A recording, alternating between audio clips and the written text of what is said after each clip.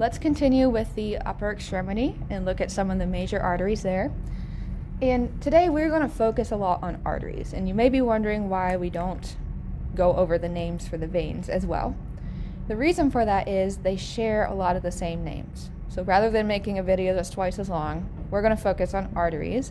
And then if there is an exception with a differently named vein, I will point that out to you guys. But for this lab, I would focus more on the names of the arteries. And they are going to be named regionally.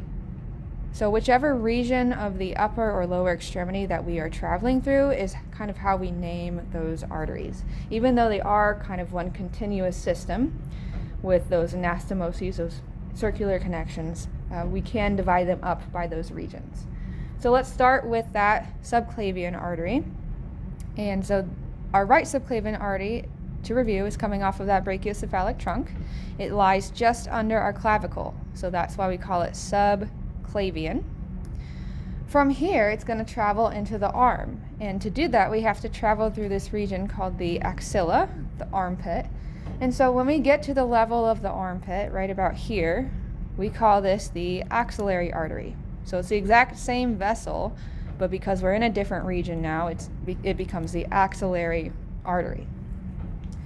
From there, we're going to dive into the arm, the brachium. So we're continuing down, down, down. Once we get to kind of the level of the humerus here in the arm, we call it the brachial artery. And there are going to be some deeper branches that are leaving the brachial artery, so you're going to see some offshoots here. We're not going to worry about those for this class.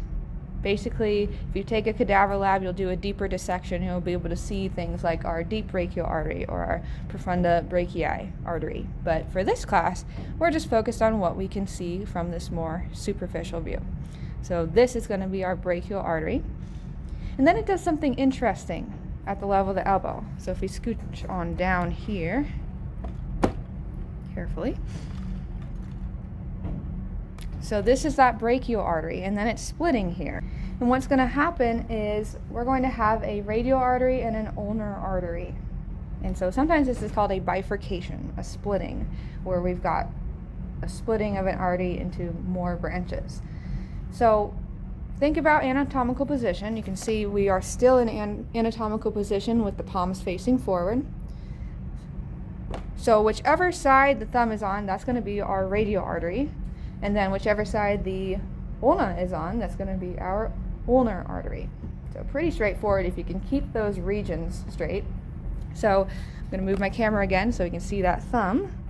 So we're splitting here. We're going to have a radial artery towards the thumb side, and then we're going to have our ulnar artery. And again, there's going to be some offshoots here, but we're not too worried about those for this class. I basically just want you to recognize the branching into radial and ulnar arteries. And then the kind of end point for the upper extremity is in the palm. We have a structure called a palmar arch, and it does kind of look like an arch. So we can see radial and ulnar arteries are uniting to form this loop here. That's going to be our palmar arch.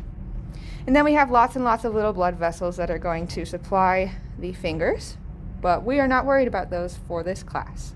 So the extent of what you need to know is start at your great vessels and be able to follow that artery from the subclavian to the axillary to the brachial to the radial and ulnar and to its termination point at that palmar arch.